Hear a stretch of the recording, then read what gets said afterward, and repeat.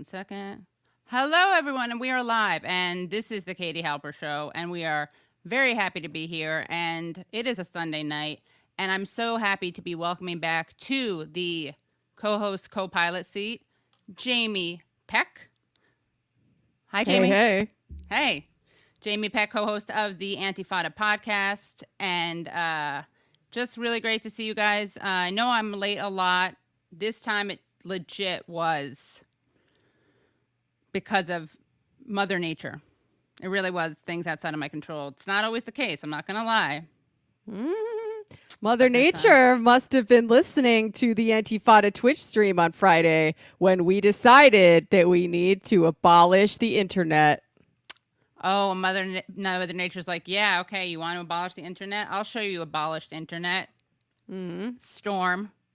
All right, well, you're on notice, Mother Nature, for your fiddling around with this. Yeah, the next time you try and knock out the internet, you better do it all the way or not at all. No half measures.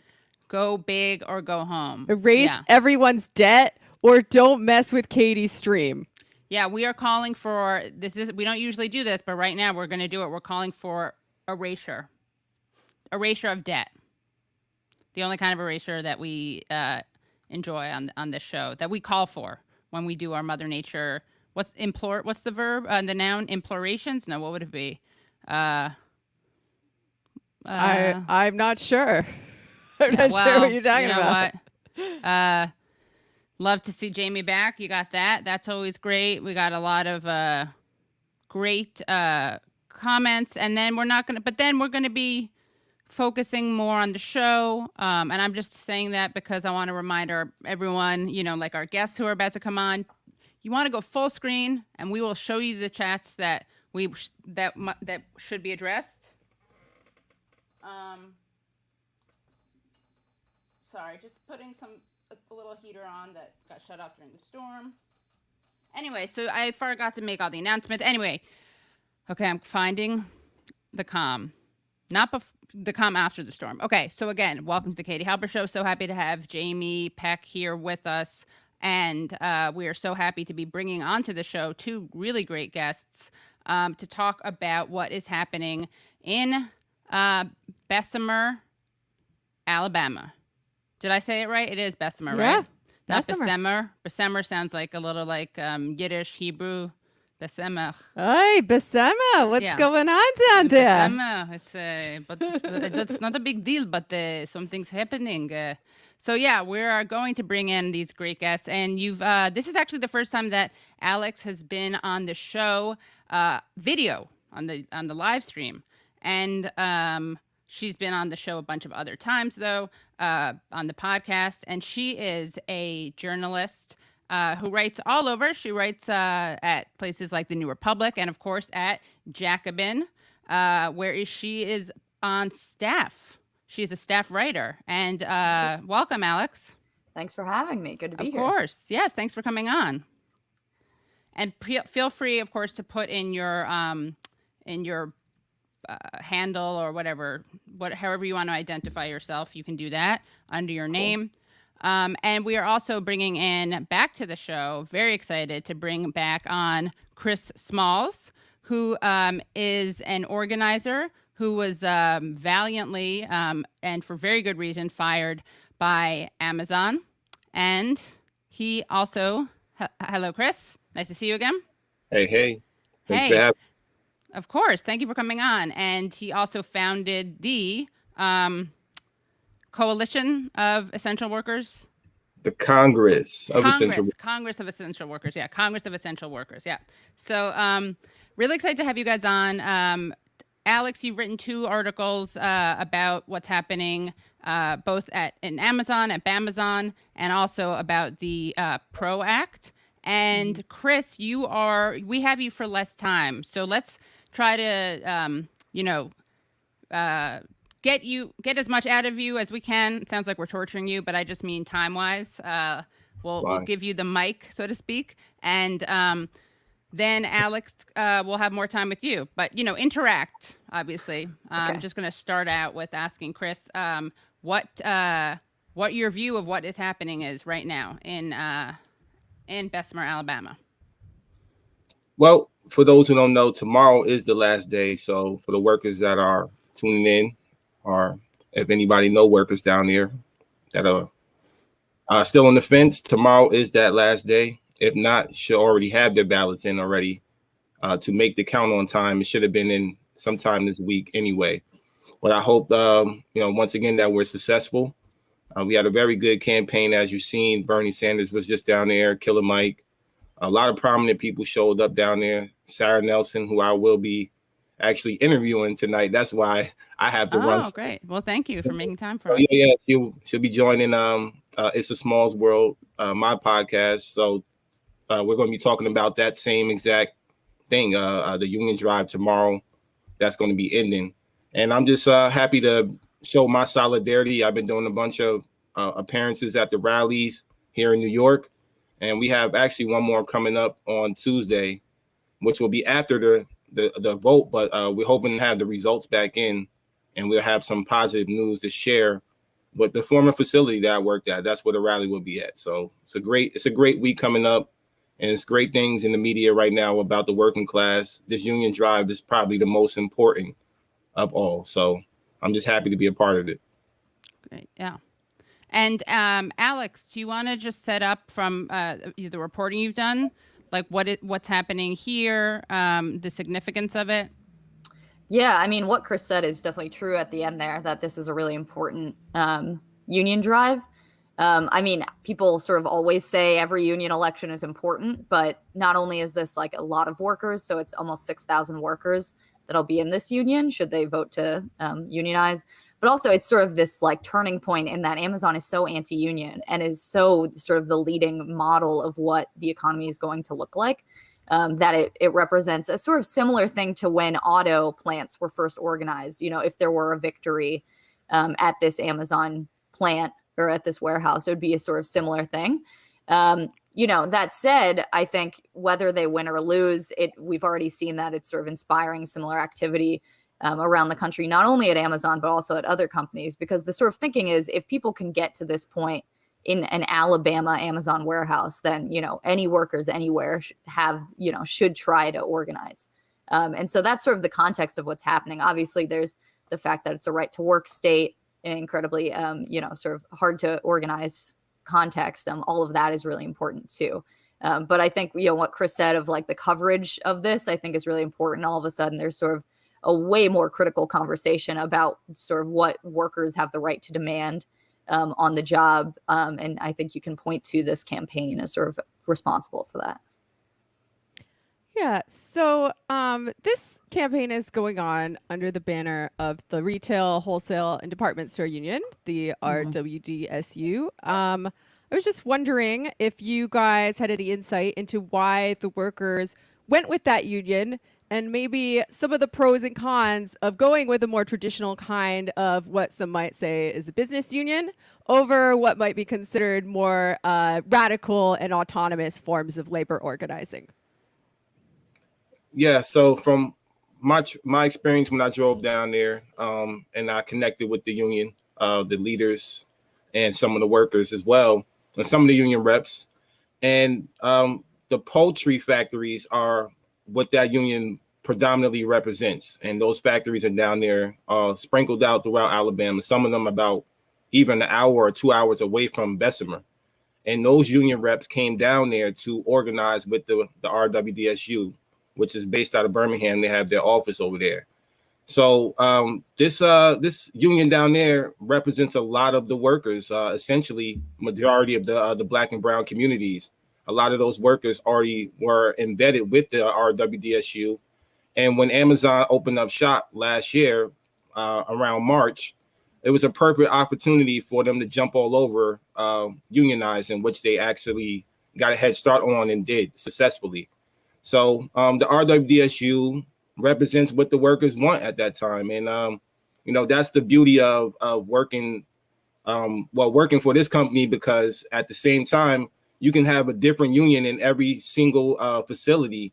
And whichever union represents the working class or the workers of that building the best, it's the one that you want to go with. So I'm happy that the workers actually chose to pick that union, and the union actually supported them all the way through. And can you talk about, you've been down there, Chris, right? Can you talk about what you've seen down there and how it compares to what you went through up north? Well, I can tell you this. When I looked at that facility, is exact same size and the amount of workers, even though I think they're at 6,000. We're the same thing up here in Staten Island, about 5,000, probably a little bit more now with the hiring that they have been doing. So I look at that building, same size, almost 14 NFL football fields, over 1 million square feet. The similarities are there. The majority of Black and brown workers that is representing. That's what really resonated with me when I connected with the workers down there. The fact that I'm able to tell my story, and a lot of them didn't even know who I was. And we were able to have those real conversations of why I drove 16 hours down there and the importance of them voting yes.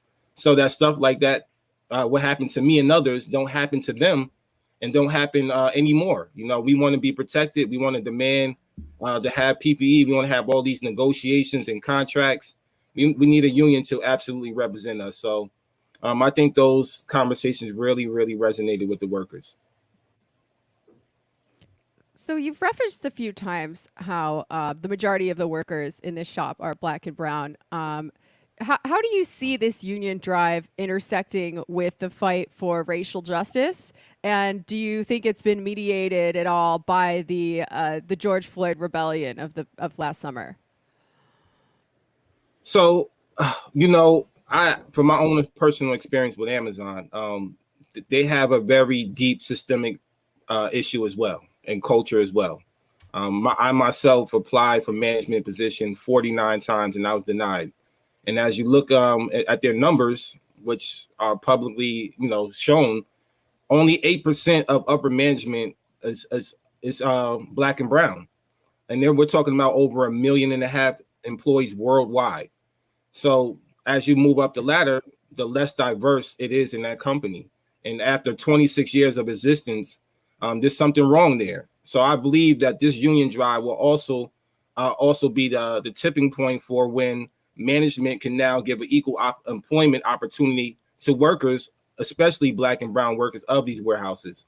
So when it's time for these promotions, we have a fair share and we have a fair shot of getting promoted up instead of them predominantly picking people that are, just white or Caucasian. So I'm hoping that this breaks barriers in many different ways. But the first thing would be to unionize. Yeah, and I'll just add on that the context here, if you sort of start reading about or talking to some of the workers in the Bessemer facility who sort of got this union drive started, they were very active in, for example, the protests against Confederate monuments in Alabama. And they explicitly cite those protests and also the just more general protests over the summer that followed from George Floyd's murder as what gave them the confidence to start organizing their facilities. So it's not anyone outside of the campaign who's sort of drawing those conclusions. I've written about it extensively. It's actually that starts from what the workers themselves are saying here, which I think is an important point for people way beyond just this campaign to think about, which is that, I write about the labor movement. That's what I do all the time. And people sort of treat that as separate from, say, those protests over the summer for racial justice. But the fact is that the people at those protests go back into the workplace. And so these things are incredibly linked and you can't really separate them. And I think this is a really good example, a pretty high profile example of that being the case, but it's true at a smaller scale or, outside of the headlines at all sorts of workplaces across the country right now. That people who sort of feel newly empowered because they were a part of those protests are trying to do something in their workplaces as well. And so I think it's something everybody on the left should sort of take note of in that sense. And the fact that Bessemer has a very radical history when it comes to anti-racist labor movement activity, that's also the case. There was a sort of Black-led civil rights tradition union called the Mine Mill Union that, helped make a place like Bessemer a real heart of the labor movement, decades ago. And so those are people's grandparents who are explicitly informing this sort of perspective that people are taking. And can you share, Chris, because I know we don't have a lot of time with you, but can you share what some of the things that you experienced that Amazon subjected you to, what made you organize a walkout, and what the experiences are like of the people in Bessemer? So yeah, it's funny, ironically, I've been sharing all week sort of like a recap of what I went through last year, just going back into that mind state leading up to the walkout. I sat in the cafeteria for 10 hours a day off the clock, unpaid. Not just myself, but with several workers. Unfortunately, none of them were paid. And I organized that because I thought that management had my back. They actually were praising me for doing that. They gaslighted me into thinking I'm doing something, organizing workers, until they decided to quarantine me and only me. And that's when I felt like, wow, this is it. I can't work for a company that's not going to care about our concerns when, especially, we're talking about, I brought a majority of Black and brown and women. We're talking about women as well that were having, some were pregnant, some had infants at home, some had underlying health conditions, and they disregarded all of that to quarantine me and silence me and stop us from organizing when it was a life or death situation at that time. So when I think about this union drive, if we had a union to represent us, none of those things would have happened. We would have had the proper PPE, we would have had the proper right to hear our grievances out and had the right to actually organize without retaliation. And I probably would still have a job. Actually, I'm definitely would have a job if I had a union to represent me.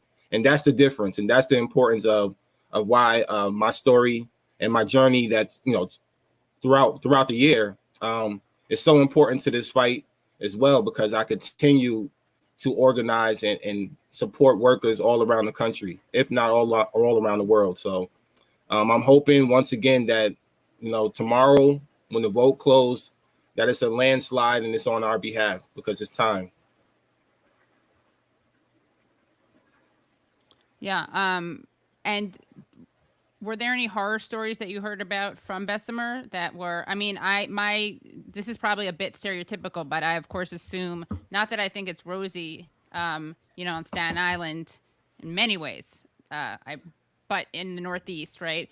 But of course things are in the South can be much more brutal when it comes to workers' conditions, and it's a right to work state. So have you seen a difference, heard a difference in the stories that you've heard about? Or are the similarities more striking than the differences? No. Well, there's similar things, but I could tell you from what they experienced and what I experienced as well when I was down there. So I stood out there for hours with the organizers or without them, holding signs. And, some of the stories they were telling me was that management will come out. We'll talk about managers of Amazon will come out and flip the bird to them, call them racial slurs, N-words. There's a police present at every entrance. It's true about the traffic lights. They do change automatically as soon as your car pull up. So the organizers don't even have a chance to talk to these workers anymore. And I ran into some workers at a local grocery store, and they told me they were subjected to 4 classes a day. 4 classrooms. Not 4 classrooms. They go into class 4 times a day, these classrooms. They're broken down into small groups of 20. And they're just drilled nothing but non-facts about unions all day long. And I couldn't imagine doing that. And I don't know if you've seen the report about how they're offering, I believe it's $2,000 for them to resign now and then rehired after the union vote process. This is something this company has never done before. Usually when it comes to that offer, when you take that offer, you can't work for Amazon or any of its subsidiaries ever again. So they're doing some things that are just above and beyond. They're spending millions of dollars to bust this union drive up. And it's a shame, it's unfortunate that the richest, man in the world continues to do this. That's how pro-worker they are. They don't want workers to be fired permanently. So they're willing to rehire them. If you want to resign, so you're not part of the union count, for instance. Yeah, that's their, I'm sure that's how they'd spin it.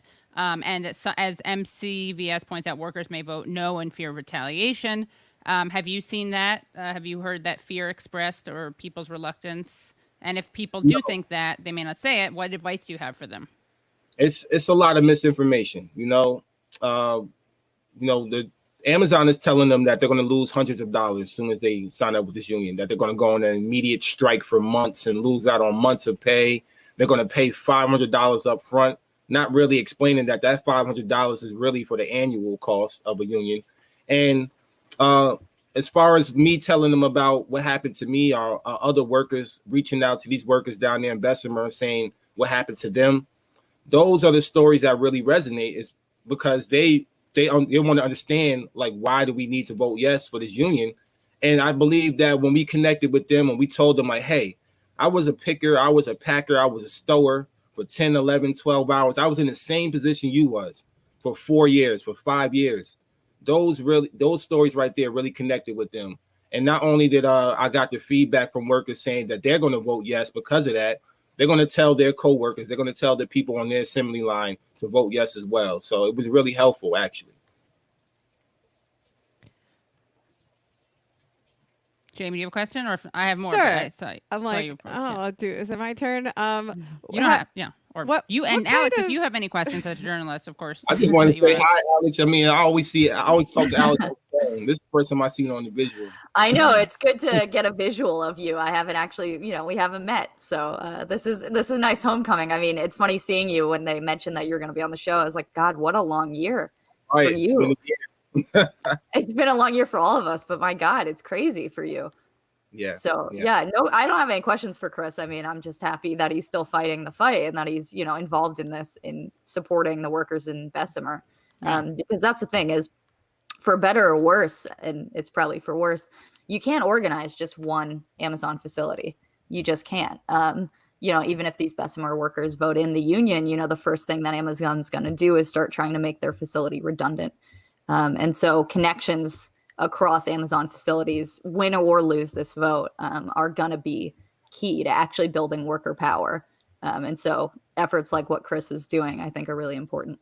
So that's super important. I was going to ask, what kind of support have the workers at this facility seen from the organized left so far? Whether we're talking about DSA or other organizations, and what do you think the role of the organized left should be in supporting this kind of union activity? Well, for one, I like that the politicians went down there, and that's cool and all, but we also got to think, what workers do on a normal day-to-day basis. And a lot of workers don't come home and turn on the media, and they don't turn on social media or get on Twitter like we do, or jump on podcasts. They don't do that. I can tell you personally, when I got off of work at Amazon, I was going to sleep to get ready for the next day, which was literally like a power nap. So what can we do on the outside besides pray? We just have to support it any way possible. If you are in Bessemer, if you're on the ground, if you're connecting with workers in any way, shape, or form, that's what you have to do. Support them until this vote is all the way through. And that's it. Hope for the best, because, at the end of the day, these workers are being torn. They're being torn when they go to work. They got their management all day long. And plus what union busters Amazon hired, that they're paying $3,200 a day on top of them. And they're getting all these incentives right now. They're getting all these tools to go anti-union, brainwashed, so to speak. They're being brainwashed as they go in that building. I can tell you that. And when they come out of there, they're met with union reps on the corner, and then they're met with signs and everything all around their city. So they're being torn, and we just have to make sure that, we support them and let them know, show them our solidarity, whether it's online, whether it's on the ground. These events that we're doing nationwide has been helpful and insightful. I'm starting to see workers from that building tweet at me now. So it's great to make these connections. Slowly but surely it's working. Yeah, I mean, my opinion on this is that it is the role of the organized left to be there as much as possible. So whether you're talking about DSA, which, to my understanding has been incredibly present, both locally and also national leadership of DSA has, have been in Bessemer supporting the workers. But, beyond that, but beyond organizations sort of supporting workers trying to organize and doing what they can to build that effort. A lot of people ask me all the time, not just about Amazon, about all sorts of union campaigns, like, what can I do to help? You write about a workplace issue and people say, what can I do to help? And the answer is generally that you should either organize a union at your workplace or start strengthening existing unions that you're in or the labor movement in your city.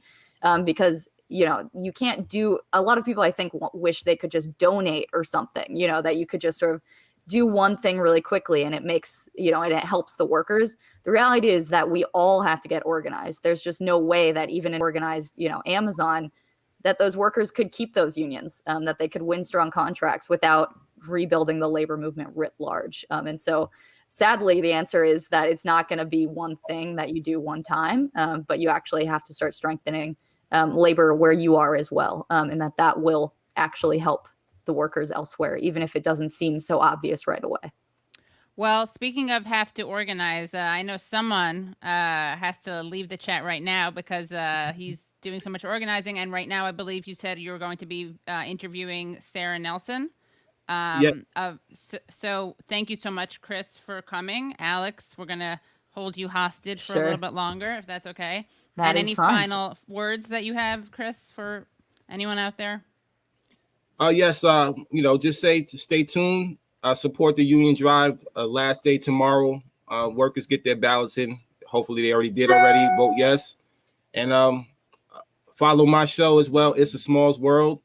My campaign is starting actually on Tuesday, March 30th. I'll be rallying outside of Staten Island, my former facility, JFK 8, at 11 a.m. If you're in the New York area, come out, show out. It's going to be a huge turnout. Stand in solidarity with the workers. Thank you. Great. Thanks so much, Chris. Great Thank seeing you, Have a Chris. great night. You too. Take care. Later. Thanks. And that was Chris Smalls, who people don't know was fired from Amazon, retaliated against for organizing a walkout, and then he was put in quarantine. And he has a really interesting story. In fact, I should make sure that we link to him in this video, actually, but everyone's watching this now. Anyway, just remind yourself. I'll make sure to do that. So after you watch this, make sure that you watch that one. But Alex, I would just add really quick that, Chris is admirable in his own right, but also, what happened to him is really illustrative of how Amazon functions, which is that Chris was not like some sort of super radical person. He just was trying to look out for his coworkers. And next thing you know, an actual executive meeting of Amazon, which Bezos was actually present at, started figuring out how to smear Chris in the press. They were referring to him as inarticulate. The highest of high ups at this giant corporation got involved just because one guy at one warehouse was starting to try to push back on what the procedures were that were in place for COVID, which he felt were inadequate. And I think it really goes to show the level of sort of, I don't want to use the word dictatorship, but that is sort of what the workplace is like at places like Amazon. And so, Chris sort of found himself in the middle of this global story all of a sudden, simply because he wanted to take care of his coworkers. Yeah.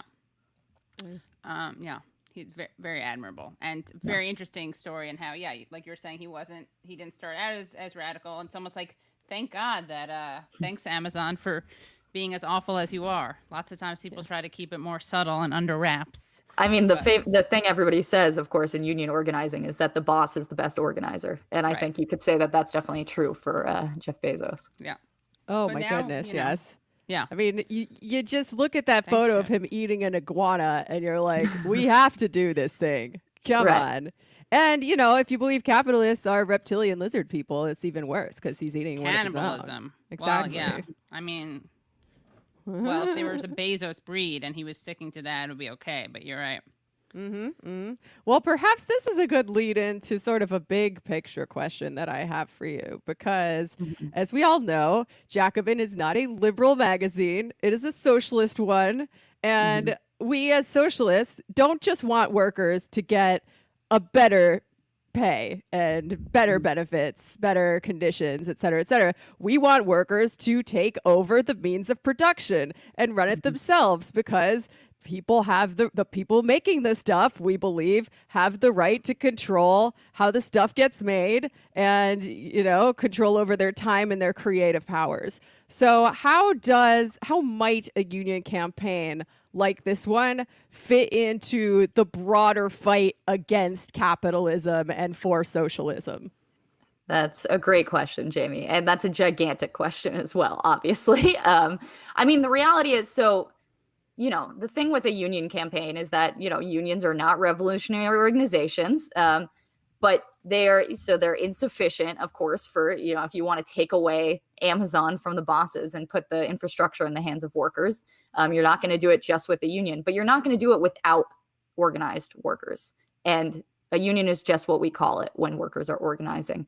And so, as it exists currently, we're living, at the whims of people like Jeff Bezos, and people like the workers in the Bessemer facility have no say at all in what they're subjected to, which is why you hear all these horror stories about these jobs, especially at Amazon.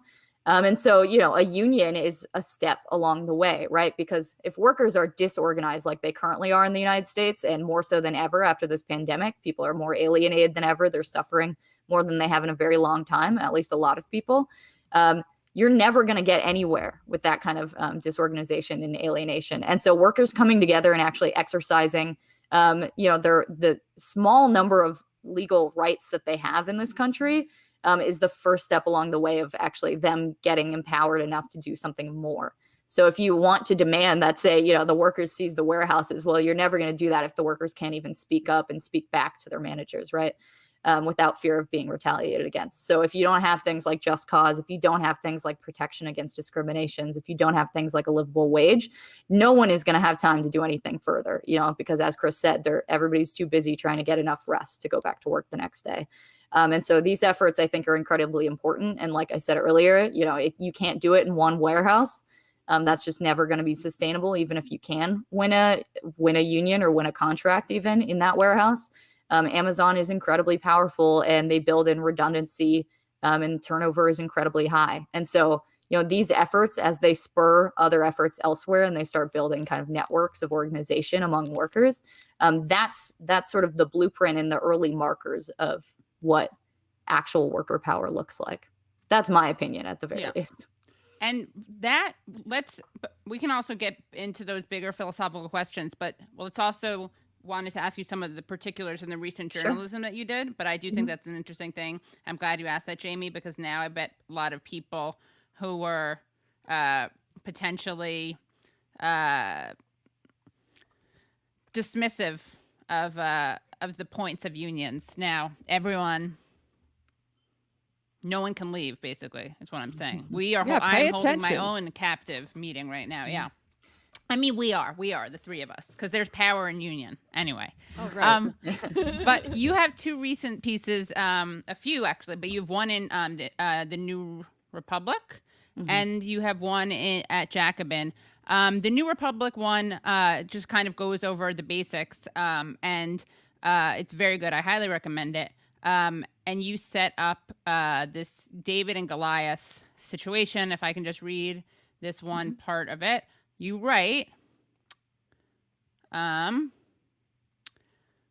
okay, you say it is pure David and Goliath, though maybe that doesn't fully capture it. Bezos is worth $184 billion. The median household income in Bessemer is just over $30,000. 1 in 4 residents live in poverty. This is a man who has everything trying to crush a town. Should the organizing drive succeed, the Bessemer employees will be the first Amazon workers to unionize in the U.S. A smaller effort involving a few dozen technicians in Middleton, Delaware, was defeated in 2014 with a vote of 21 no to 6 yes. Talk about the stakes of that. And then you say Amazon, out of ways to delay the election, is still running a standard anti-union campaign. What this means is holding captive audience meetings where workers are required to listen to fear-mongering by management. Those who speak up face attempts at intimidation, which Chris referred to. But can you expand on that and what workers are being subjected to? Yeah, so Amazon does not hold back when it comes to running an anti-union campaign. Like I've said, they hate unions. They have to deal with them in Europe. Some of their workers in Europe are unionized, and they, at times in France at the beginning of the pandemic, they actually shut down their facilities rather than obey court rulings that said they had to sort of have better working conditions. So they hate this stuff, and so.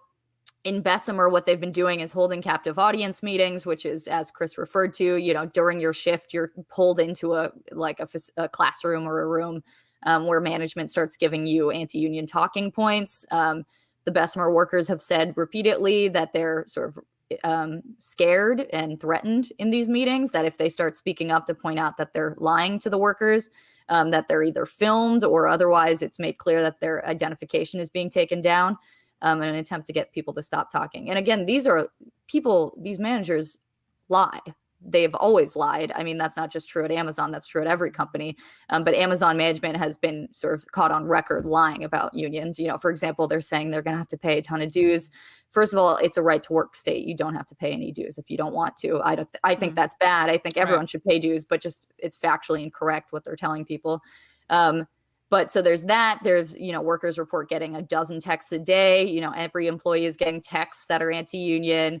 Like Chris said, there's police at the facility. It's making the whole thing even more unpleasant to work at Amazon than it already was.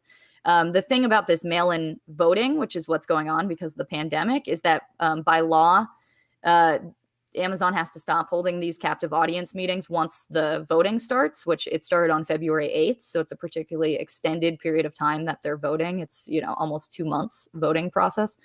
So those meetings have stopped, but the flyers in the bathroom that say don't vote for a union, the texts, all of that stuff, that's still going on.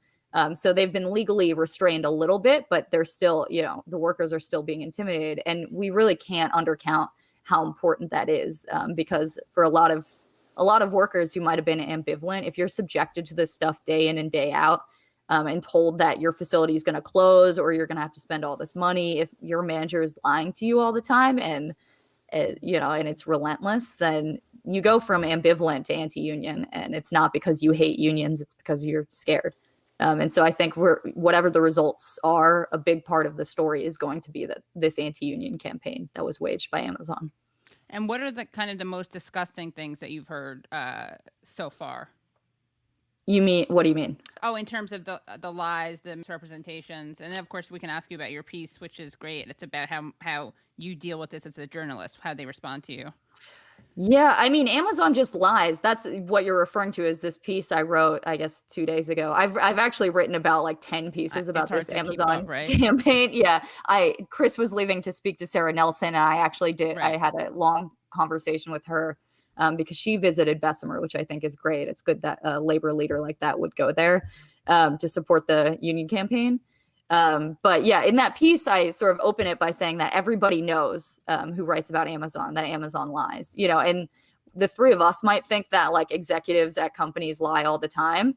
And I think we'd probably be right in thinking that, but it's like mainstream journalists know that Amazon lies. Like they just have a record here of small lies and big lies, lies about the injury rates at their warehouses have been, shown to be like radically undercounting the number of injuries. Amazon's warehouses have way higher than average injury rates, which is a thing that the company had real reason to want to lie about. But they did it. And no one would have found out if it weren't for, this investigative journalist that sort of found these records. And they lie about small things. Like they'll say a local journalist said one thing when in fact then the journalist produces an email where they say the opposite. So I think that's just an important context for people to know about Amazon, that you really can't take them at their word. So again, what they've been saying to workers about the dues is a lie. Also, it's worth noting that, of course, Amazon gave hazard pay to workers towards the start of the pandemic. That was $2 an hour. And they put out lots of press releases about it, and everyone was very proud of them and celebrating how much they cared about their workers. And they quietly rolled that back and took away the $2 an hour within about 2 months' time. So by the end of, I think, May, all the workers no longer were having that hazard pay. So when they talk about the union is going to take some of your money, some Bessemer workers themselves have pointed out that, like, who cares? You took our money first. There's no way we're going to, lose more money than what you took away from us, even as the pandemic kept going. So it's things like that. And again, I mean, a lot of people, especially in a state like Alabama, who are young, have no experience with unions. And so if they're exposed to lie after lie, it's, not surprising that they start believing it. And so these things are really insidious, I think, is a key thing to take away. They also, there's been reporting that showed that they're sort of hiring workers who are temps that won't be in the union and having them wear, vote no pins and otherwise like anti-union flair on the shop floor. So these are workers who, are totally alienated from the rest of the workforce because they're even more temp than everyone else. Many of them, it's been pointed out that there's a large prison nearby, and these are workers with records, often working in the warehouses and recruited, without many options otherwise for employment. And then they're sort of subjected to the fact that they're supposed to be scabs and supposed to be wearing this anti-union flair and stuff. And so, it's just like a very, I think, illustrative and rich microcosm what's going on there of what the sort of state of American labor is, which is these divisions are sort of used to even further weaken the American working class. And that's all playing out in this one facility. And so as you can imagine, I think a lot of the workers there are very exhausted and ready for this campaign to come to an end, which, is scary because, exhausted and demoralized workers are not going to be workers who want to keep fighting. Yeah. And this is from your piece, which is called Amazon's PR flags are starting to sweat. It's at Jacobin. Yeah. Yeah, and just for your listeners, I mean, that piece was because, as I'm sure people have probably seen, Amazon has started being very strange on social media lately. Very mad. There's something is going on. And actually, there was reporting today that came out that showed that this is actually coming from the top. It's Jeff Bezos who was saying that he wanted Amazon to be more aggressive in pushing back against sort of the claims that it's bad to work at Amazon. Which is a very interesting strategy that has gone incredibly poorly for them. Oh yeah, like the one about workers pissing in bottles, where they were like, "Oh, no one would work there. No one would be willing to work here if we made them do that." But like, it's already been documented by reporters, and not like crazy socialist reporters, like normal ones. Right. And I just want to say, while we have this Dave Clark tweet up, we're gonna go look at that. Yeah. Great. So this guy is sort of the CEO of like the retail sort of side, but he played a huge role in the logistics like infrastructure that Amazon has. So he played a big role in setting up a lot of these warehouses. And actually, his nickname, he has said this before in years past, he got the nickname of the Sniper because he would hide in warehouses and try to catch people who were slacking to fire them. So this guy sucks. Like, he really sucks. He's not Jeff Bezos, but he is like, if anybody has responsibility for the working conditions in these warehouses, he is one of those people. And so it's very interesting that he felt sort of that he was okay to start making claims about Amazon being a good place to work, which is what this tweet did. Yeah, let's look at this tweet. And yeah, he said this about himself, that he acknowledged he was called the Sniper. Yes, he has in the past. Like years ago. All right, years ago, yeah. Before it was that was back when remember Gordon Gekko said greed is good. It was a different time. Mm-hmm. I mean, I don't think it was that long ago, but it was less shameful to be a craven. Their PR wasn't as refined as it is now. I mean, an interesting thing that I think a lot of people on the left don't realize, because, on the left, it's understood that Amazon sucks, right? Because there have been stories for years now about how bad the working conditions in the warehouses are. So I think people like us, often, we don't know a lot of people who like Amazon, or, if you use Amazon, it's sort of embarrassing or something. People are like ashamed about it. But, at least a couple years ago, I think it was, there was a survey of Americans. And Amazon was one of the most trusted institutions in America. Among Democrats, I think it was number 1. Among Republicans, I think it was number 3 after the military and like the local police or something. And so it was, people love Amazon. And so this idea that it's like shameful to work for Amazon or to be responsible for this this logistics setup they have that requires that workers are timed down to the second. For a lot of people, it is not shameful. And actually, everybody they know loves Amazon. And so I think, if you did that survey today, it might have shifted a little bit. But we have a ways to go as far as how the average person in this country views this company. Yeah. How are we going to do that? Because I feel like there is an audience among a certain kind of left liberal that maybe reads the New York Times. Maybe they voted for Elizabeth Warren. Like, they at least pretend to care about these things. Like, how do we make Amazon as radioactive as big tobacco? Well, can we do one thing and then we'll go? I think one thing we can do, Jamie and Alex, maybe is show this guy's tweets. Yeah, sure. Go for it. I mean, just for our audience, and then so we can go from local to global. This, I don't know. I think this could reach the libs you're talking about. It may not be able to, but I feel like I put it up there, and so I should do that, and then we can work to more. If that's okay, then we can go to more like Warrenite. Let's see. Hold on. Where is this? Okay, so here we go. Dave Clark, the guy we were just talking about. Welcome Senator Sanders to Birmingham and I welcome Senator Sanders to Birmingham and appreciate his push for a progressive workplace. I often say we are the Bernie Sanders of employers, but that's not quite right because we actually deliver a progressive workplace. Oh my God. For our constituents. Oh, sorry. He also, hire someone to like write your tweets out better so that they flow and they stop. You can do the plus tweets. Trust me, I just discovered this and I'm extremely online, so I get it. But so I often say we are the Bernie Sanders of employers, but that's not quite right because we actually deliver a progressive workplace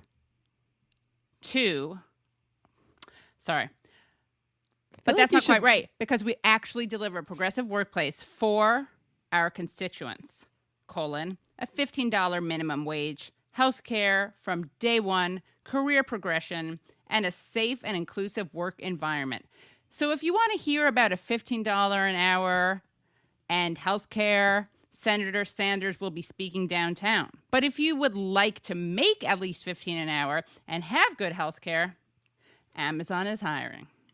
I like how you kind of read that in a Mean Girls voice. Because that's the voice that it should be read in, like full on Regina George. How would you want to do it? Or you can give me tips or what? Or you did great. Did I do okay? All I'll do the next one. All right, yeah. But I mean, first of all, the $15 minimum wage thing there was literally an act, right? Called like the Bezos Act. The Stop Bezos Act. Stop Bezos Sanders. Act. Yeah. Sanders like really agitates these people. Yeah. There's a reason this meltdown started happening when Sanders said he was going to go to Alabama to support the union. Like, you can say what you will about Sanders or whatever, but the truth is, in the response from the corporations, which is they start losing it when he makes a move like this. Yep. Also, thanks for sharing the article about it, the Business Insider article about it. Mr. Clark. It's kind of weird, but again, he's not so good on. Do you think that there must be like so many Amazon consultants who are like, get Clark away from his laptops? Well, the interesting thing that came out today in an article that Vox published, they have a reporter who's just on the Amazon beat pretty much. And it turns out that actually the tweets that I'm sure we'll get to that were sent from Amazon News, which is the company's sort of PR arm, were seen as so outside the bounds of what's normal that the software engineers at Amazon started flagging it and assuming that maybe someone had gotten access to the account who wasn't authorized to do it. Because this was just, the actual sort of team that understood how this works. We're like, this is so insane that these tweets are being made and posted by executives and by the company. That's something maybe we got hacked or something. So yeah, totally. I think going forward, Dave Clark is his password is being withheld from him. I know, and his password is probably password. Honestly, if we're being honest. Yeah. Let me just show this one other thing that again they're really totally shameless about this. In recent years, Amazon has advocated for increasing the federal minimum wage to $15 an hour, highlighting in the research that the current minimum wage sits at $7.25 an hour, a level unchanged since 2009, the longest stretch without an increase. And again, yes, and that is because they were forced to do that. And can I just add something Yeah, about 100%. this? Because this is like one of the things that drives me the most insane about how people talk and report on Amazon, which is people sort of take this $15 starting wage that Amazon offers at its facilities, and they compare it to like fast food starting wages. So they compare it to like McDonald's, and they're like, see how much better Amazon is than McDonald's. Amazon is not a fast food job. Amazon is a warehouse and logistics job, with all the physical strain and injuries and dangers and exhaustion that come with that. And it's not like a conspiracy theory. It's not unclear. The studies are very obvious and straightforward on this, that Amazon pays less than the prevailing wage in its industry. You know, other warehouses pay more. Amazon is paying less than average. And actually, when Amazon comes to town, when it builds a facility in a county, wages at other warehouses in that county go down. And so Amazon is dragging wages down. People are sort of, they take this $15 wage as if Amazon is progressive in some way. It is paying the bare minimum it needs to pay to attract workers. And so the fact that people sort of compare this to actual minimum wage jobs is just a complete misunderstanding of what this work entails, and also buying hook, line, and sinker Amazon's own PR on this, which is they want you to compare it to those jobs. They Right. don't want you to think of it as a logistics job, which is usually unionized and has benefits far beyond what these jobs have. And the Stop Bezos Act, that stood for Stop Bad Employers by Zeroing Out Subsidies Act.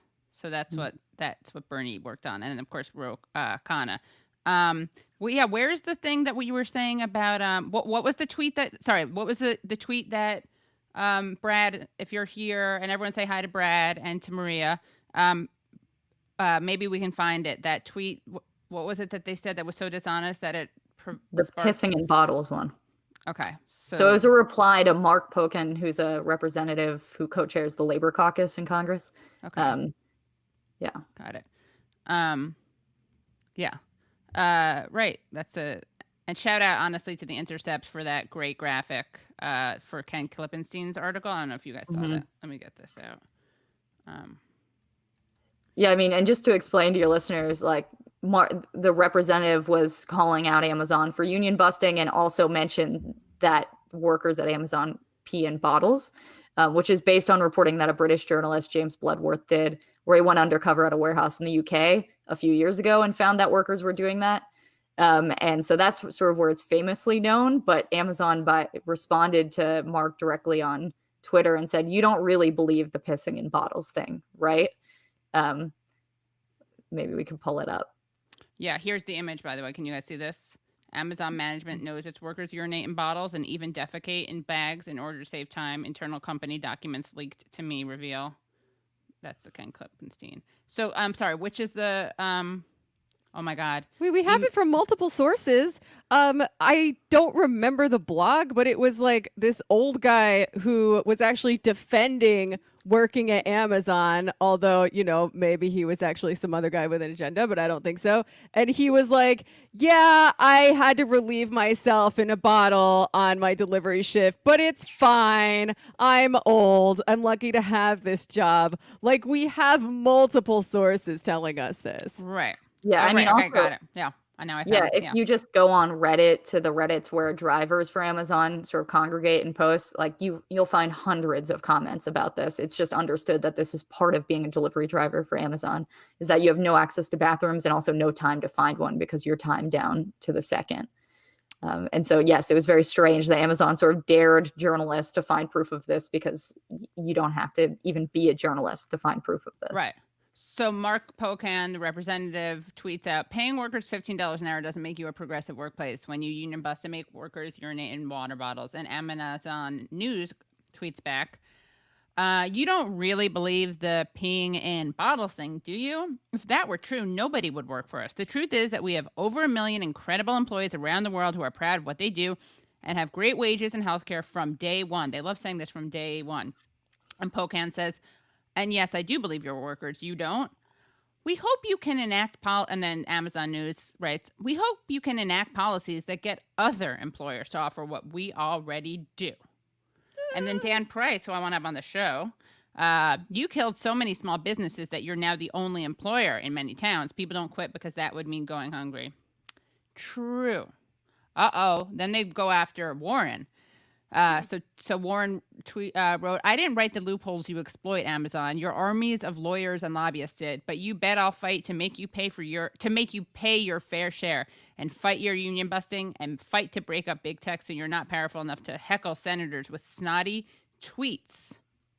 And Amazon News goes, this is it. Guys, this is how much I hate Amazon. They're making me like Elizabeth Warren. So, I know. I was about to say. I know. And yet she persisted. This is extraordinary and revealing. One of the most powerful politicians in the United States just said she's going to break up an Amazon company so that they can't criticize her anymore. They're good. I feel like, they're almost good.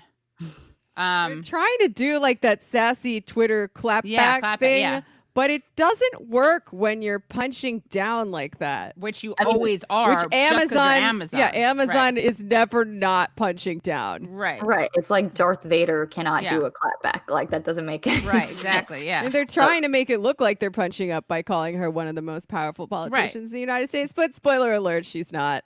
Also, the thing that Warren references here about the lobbyists, it's like Amazon has, I think they recently, as in like maybe 4 days ago, got surpassed by Facebook, but they had the most lobbyists of any company in the country. So we're talking about armies of lobbyists. Robert Reich, former labor secretary, recently was testifying about Amazon and described, I think, platoons of lobbyists, which I think is a correct way to describe it.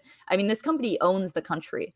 The more you sort of know about how this company works at the county level, about how decisions are made and how tax subsidies are granted, it's like politicians serve at the behest of Amazon here. So, Warren is completely correct that like they are writing these laws and they're in charge of, what does and doesn't happen. So it just makes no sense for Amazon to accuse anyone of being more powerful than them. It's just simply not accurate anymore. Yeah. Maybe 20 years ago, they were just a book company, but that is just like way out of date. I forgot that. Yeah. I forgot that. Yeah. Have you, let's see, Jamie, you have any more questions? I was going to ask about the PRO Act, which I know a lot of people want to hear about. And I just I don't know how long you were planning on going with this, but I am going to. How long do you have? Yeah. Tell us what's your in a few. Okay. No hard out, but just to all right. So let's say 5 minutes, maybe. Sure. We'll let you go. All right. If you have another question, Jamie, ask another question. Then I just wanted you to give a quick summary of the PRO Act, if you don't mind. Sure. Yeah, let's go to the PRO Act. Let's talk about it. I think it's important. Yeah. Okay. So the PRO Act is a sweeping labor law reform that has been passed in the House of Representatives by a vote of, I think, like 225 to, it passed in the House. I think everybody except one Democrat voted for it, and I think every Republican voted against it except for 5 people. I think 5 Republicans favored it. So now it's in the Senate. What it does is, so there have been several efforts to reform labor law. Labor law as it exists in this country is incredibly stacked in favor of the employer at every level. It's just like shocking when you first start paying attention to this stuff. It's like, how does a worker ever win a union in this country? It's really a miracle every single time that someone wins. And that's because, everything in this regime is stacked against workers. So this is a very ambitious labor law, which does distinguish it from past ones, such as EFCA, the Employee Free Choice Act, which was sort of labor's big push when Obama got elected, which was less ambitious. It sort of addressed one problem within the sort of broad set of things that stop workers from getting unions and winning contracts. And Obama didn't do anything to try to get it passed, even though he'd promised labor he would. And this is exactly how it always works with Democrats. Labor relies on them. They get out the vote. They do incredible mobilization to elect Democrats to, positions, and then they turn their back on labor and don't push for their priorities. So labor, to its credit, this time around has said, we might as well go for everything. We might as well have this sweeping, incredibly ambitious thing if we're only going to get, a sort of Hail Mary shot. And so the PRO Act, addresses all sorts of things. I won't bore your listeners with the details of it. I've done like several interviews about this that you could link to if you'd like, with labor lawyers and experts and union members and whatnot. But it basically, the point here of the act is that it makes it easier for workers to organize unions. It makes it easier for them to get first contracts, and it makes it easier for them to strike and otherwise take action on the job. It increases penalties to employers for violating the law. It gives teeth to the National Labor Relations Board to fine employers more for violating workers' rights, so on and so forth. So that's what the PRO Act is. It's a bit of a chicken and egg problem with labor law reform in this country, in that, unions are so weak that politicians, often don't have real reason to have to listen to them. And yet it's hard to get unions and workers stronger without reforming the laws. I mean, we're seeing it play out at the Amazon campaign right now, just how much the laws are stacked against unions. And so that's what this law is. I'm sure there's, people might want to debate the odds it has of getting passed, but that's what it is. So how does this law address the issues that come along with the gig economy? Because I've heard it spoken about a lot in reference to that, and in reference to just like workers who aren't officially recognized as workers, right? Like, we all know that it's bullshit that Uber thinks its drivers are, small business owners, lol. But these do create real challenges. So, like, how does this help workers in the gig economy? And why are some freelancers organizing against it? Yeah. So I think Katie mentioned this article, but I wrote something a couple days ago in the New Republic about this specific question, freelancers and otherwise gig economy people and their relation to the PRO Act. So the PRO Act, importantly, does apply to gig workers and freelancers, people who are sort of generally not considered legally as workers right now, thanks to sort of the malfeasance of the bosses on this, and the weakness of existing laws. So the key thing it does is it extends National Labor Relations Act protections to those workers. So these are the protections you have to take action with your coworkers, right? It's the right to collective bargaining and the right to actually do these things without being retaliated against by your employer. If you have NLRA protections, then your employer violates your rights, you have recourse. It's still hard, but you do have legal recourse and protections from the state. And so the NLRA does this by, it doesn't affect your sort of employment status, right? So it doesn't say that all of a sudden now an Uber driver is an employee who has minimum wage access and overtime minimums and things like that. But it does say that if you, whether you're an Uber driver or a freelance writer, if you're organizing with other workers in your industry, you are protected by the state. You have access to these rights under the law, the NLRA, which gives labor rights, and you can't be retaliated against, and you can collectively bargain with employers. And so that's a key thing here, because people are already organizing despite not having these protections. There are freelance organizations, there are musicians that organize, and there are gig workers organizations that, they don't have sort of the understood legal status as unions, in sort of our existing framework of what a union officially is, quote unquote. But there already are these organizations, but they lack those protections. So it grants those. So there have been sort of pushes to support this by organizations like gig worker collectives in California, for example. Also organizations like the Freelance Solidarity Project, which organizes freelance writers. Because again, it just sort of extends more protection so that you have recourse if your rights are starting to be violated. It's a whole nother step that it will take for us to win reclassification, so that people who are misclassified, like Uber drivers, for example, have access to sort of their legal rights as workers. The PRO Act does not do that, but it does extend protections for workers who are trying to win those rights. And so it grants sort of safety along that path towards being correctly classified. All right. Awesome. Any final words you want for our viewers, listeners? No. Haters? To the haters, I wish you all the best, and I hope you thrive. God, that's really nice. No words at all. Thank you so much for having me on. It was nice to see you both. Thank you. Yeah, you too. Good to see you. Bye, All right. Alex. Bye, everybody. Bye. Have a good night. You too. That's Alex Press. So we got Chris Smalls and Alex Press. What a treat Hell to yeah. have both of them. And Alex was also a former organizer herself. Mm-hmm. And in case, I don't know has everyone seen the iguana photo, by the way? Because my God. literally had not seen it. I think You're really going to make me look at this thing again? I think maybe I had seen it and I assumed it was like a joke. So I thought it was like, I didn't internalize it the way I should have, because I thought it was a joke. He was but- really eating an iguana. Yeah, why was he doing this? Like, This was some like exotic foods party that he attended for like super rich people, I think. But he just looks so evil. Yeah, let's in show this this. photo. Let me Like, get this. nom nom nom. it's really like it's. I think that's probably why I thought it was fake. I think I thought it was like a little over the top, but it's not, because sometimes reality is that. I mean, I don't even have like a real critique of Jeff Bezos eating the iguana because I mean, I'm not a vegan anymore. Yeah. Like, people eat way smarter animals than iguanas all the time. Yeah, but it that's is true. just a funny, bizarre picture where he looks extra demonic. Yeah, he looks extra demonic, and it's not like he grew up in a culture or is part of a culture where iguana are eaten. Because, I don't want to. Although I am I'm not a cultural relativist, but in this case, I kind of am.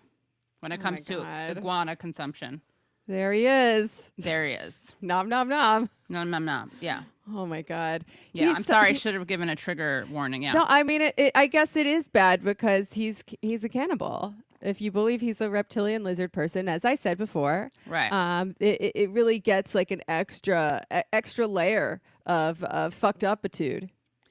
Yeah, except I kind of have a deep philosophical disagreement, because if he were self-destructive, I mean, he's self-destructive on the scale of he's a human being harming human beings. But if he were self-destructive on the level of his fellow, how many billions is he worth? That I would want to celebrate. Yeah. You know what I'm Well, maybe just like with humans, there are strata within the reptile community. And this reptile was unfortunate enough to be born, just a poor proletarian iguana, Right. getting Yes. eaten by the bigger lizards in the group. Right. Yeah, exactly. By the way, we got some nice comments. Karen Gray says, "Thank you, Katie and Jamie, for bringing this issue to the attention of the public." Thank you, Karen. And then Zach Boyles, "We need more left media like Katie, who won't cover for weak Dems. If the New York Times libs don't know their celeb leaders throw away real opportunity for change, they can't care about it, pretend or otherwise." Yeah. Oh, someone just asked if they could buy an iguana on Amazon. That's an interesting question. Yeah. I'm going to Google that real quick. Google that, yeah. Oh yeah, thank you. Here's the Karen thing. And yeah, I mean, by the way, we're gonna keep it short tonight because it's Passover, and and my family does. It's the only Jewish holiday we celebrate because, as my late uncle said, it's a holiday of liberation and what was it? Dialectical materialism, basically, I think is how he used to say it. Yeah. I have Yeah. been to some very red Seders, I Oh, would yeah. say. We I'm a little got sad those. that I don't get to do that this year. Yeah. Well, you should have come to this one. Next year in non-Jerusalem. Yeah, we have a very progressive Haggadah that we use. So my cousins, my aunt and my cousins kids who are 13 and 17 are here. And that's, so we're going to keep this as if it's almost like a normal show. That's, Why That's is not this show our- different from all other shows? Why is this show different from all other shows? That is true. And it is because, why is tonight different from all other nights? Because it is one of the nights of Pesach, of Passover. And we have the family up here. So that's why. But anything else that you want to talk about, Jamie? Oh, I don't know. I mean, I feel like I blew my load and asked the socialism question too early. Oh, I didn't mean to socialism shame you. I just wanted us to get to her reporting stuff first. Yeah. But I thought it was a really good question. And I thought her answer was actually really, really, really good. Yeah, well, I could talk about that shit all day. But, maybe next time we'll Yeah. communicate a little more. Yeah, even more than And today. Yeah. I'm gonna be like, yeah, Yeah, which was not a I'm gonna lot, be but like, yes. I got a question about the big picture, and Right. you're gonna be like, we could save that for the end, because Right. I haven't always worked in an environment where those kinds of questions are welcome. Right. Yeah. I'm not gonna Your- say where. Yeah, your But, last gig, if you didn't make your last gig, if you asked about socialists, your boss was like, "Can you talk about communism? Can you shift left?" Yeah. Yep. Bum. Yeah. So it's always great to talk about that because Yeah. we're socialists. We're all socialists here. Alex Press also a socialist, and we don't just want workers to make more money, right? Yeah. We want workers to have control over the means of production, over the shit that they're making, because it's not fair that the bosses get to sit on their asses all day and make money off of us, right? No, fuck that. We got to take it back. We got to take the world back and produce things and distribute them for their use value to humanity, because that's the most rational way and the most fair way and just the most sensible way to arrange the world. So Yes. I really like to keep my eyes on the prize here. And anytime we're talking about a struggle, tie it back and show how it fits into the larger fight to overthrow capitalism and implement a more sensible system. Yeah, it is like they say. What did Alex say? She said, like, we want that, but we need just cause. Was that the one of the examples she gave? I'm trying to remember of one of the union protection things that you have. What's a good union protection? Someone give me a union protection. Because Like I'll we're make at improv right now. Yeah, throw out a union protection. Brad, you must know this. Brad, come on, anyone? I need something basic that a basic. You Union can't gives get fired for trying to organize. That's not union protection. That's just the law. But the laws could be better, as the laws we could just be better. discussed. I just need one thing. Overtime. Okay. Workers of the world, you have nothing to lose but your chains. But first, try to get overtime. Wait, let me try that again. Workers of the world, unite. First by joining a union, then by getting rid of the state. Was that good? Does that roll off the tongue? Well, we'll keep workshopping it. All right, we'll keep workshopping it. I mean, Carl isn't here for us to talk to, but yeah, we'll keep workshopping it. We'll channel our inner Carl. He's here. He's always here in my heart. He's always here. Yeah, he's my imaginary friend. You know, that's actually a good imaginary friend to have. Yeah. Yeah, but what was I gonna say? I liked what she said about how workers need to be organized if they're gonna have any hope of taking over the means of production someday. They need to be organized. They need to be empowered. They need to be connected to each other instead of alienated, which is something that capitalism tends to do to people. But it's a double-edged sword. There are people who have a real critique of unions, especially the kind of traditional business unions that are part of the labor bureaucracy, including the RWDSU, because, once workers are in an official union, they have to follow the law. Right. And things like wildcat strikes are frowned upon, and the labor bureaucrats are incentivized to have labor peace, to essentially mediate between the bosses and the workers and make sure that the gears of capitalism keep on turning. So this can be a good thing. It can be a bad thing, depending. But the line we kind of have on it, on the Intifada, with Sean knows a lot more about this stuff than me, but I've learned a lot from him. It is like, even if these struggles are initially just for better wages and reforms within capitalism, they tend to overflow their bounds, and workers can't do shit if they're not conscious of themselves as workers, and if they're not connected and united. And you know what? Maybe they'll fail. Maybe they fail at some stuff and it radicalizes them further. Or maybe they succeed at some stuff and they're like, oh, wow, we should keep on organizing. So like, win or lose, I feel like it contributes to a greater consciousness and a greater sense of possibility. I agree. And look, I'm very, very aware, for people in the chat, I think by and large, like, the labor movement is an arm of the Democratic Party, and that's not good. But I also think it's one of the arms that can be, I didn't even think of this. So many metaphors here. But yeah, I do think like an organized workplace can be a start, and that we just have to figure out ways to make it so that they're not beholden to the Democratic Party too much, which happens because they're the heads of the unions are. So we gotta but I'm curious how much job security does empower people too. I mean, it's always like a double-edged sword, like you said, but I want to let's look at some data on this. Let's get into the weeds on it. What was I gonna say? I mean, to put on my ultra left hat for a minute, if I may.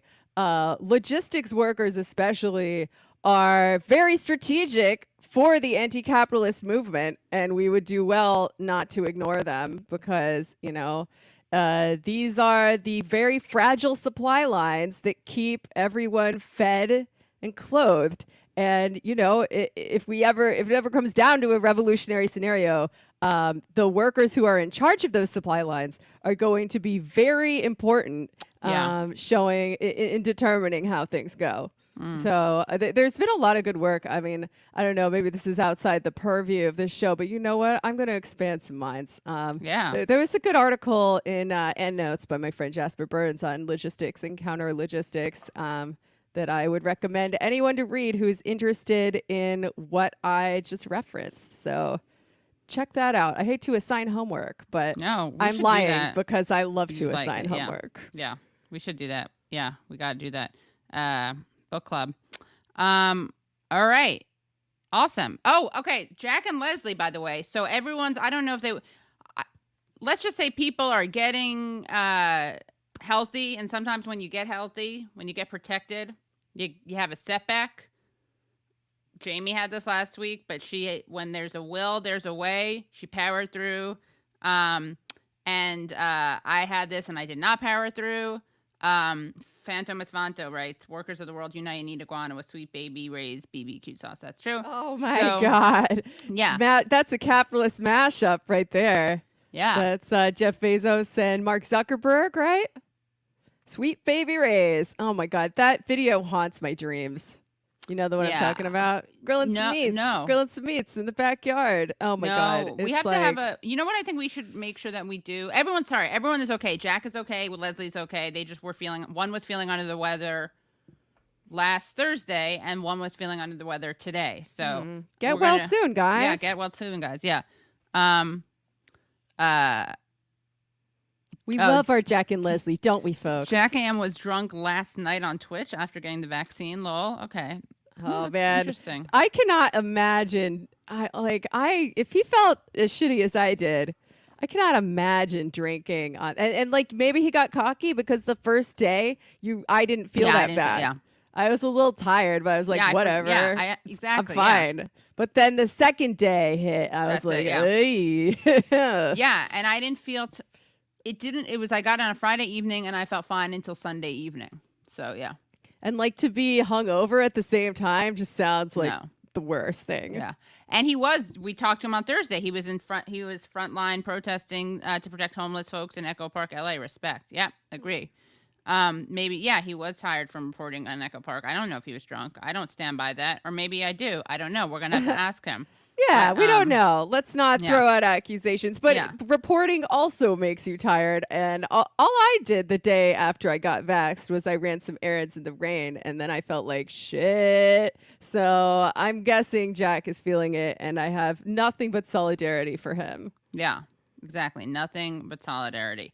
And we will have another. Actually, you're right. On Thursday, we'll get an update on Echo Park, or maybe the next Sunday, right? Because we want Jack to be there, but he could be a guest again. Anyway, we're going to also have on some people to talk about Bolivia. That's going to be good. That's coming up soon. Excellent. On the internationalism tip. On the internationalism tip. Yeah. All right. Well, guys, thank you so much. If you want to subscribe, of course you can.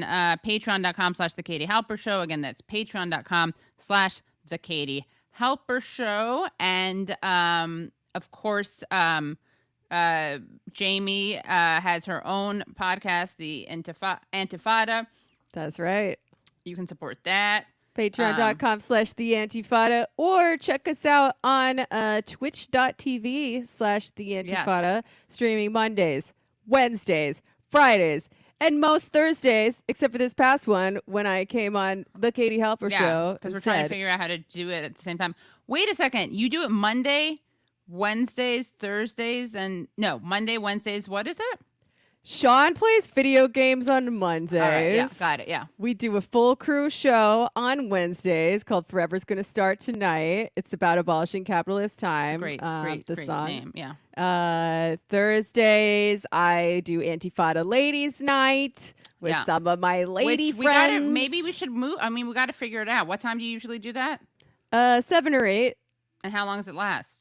As long as it wants to. We Like shouldn't 2 hours or yeah, so. We shouldn't be competing, so we're gonna Yeah, have well, to figure this out. Maybe we can combine forces. I don't Yeah, know. I don't know what the TOS is. I know. But then on Fridays, we have Pop Culture Party. That's fun. Which is a show spearheaded by our very own AM Gitlitz, a.k.a. AP Andy, a.k.a. Anarcho Mapache Andy, and our good friend Courtney Soliday, who Andy met on Twitter, who's very funny. And we talk about pop culture. And Sean and I are usually on for that as well. Got it. All right. So it's a lot of things. Yeah, I keep saying this. We're gonna start watching movies on Twitch, so maybe we can do it that way or something. But yeah, awesome. Okay, guys. Again, patreon.com/the Katie Halper Show, and come back on.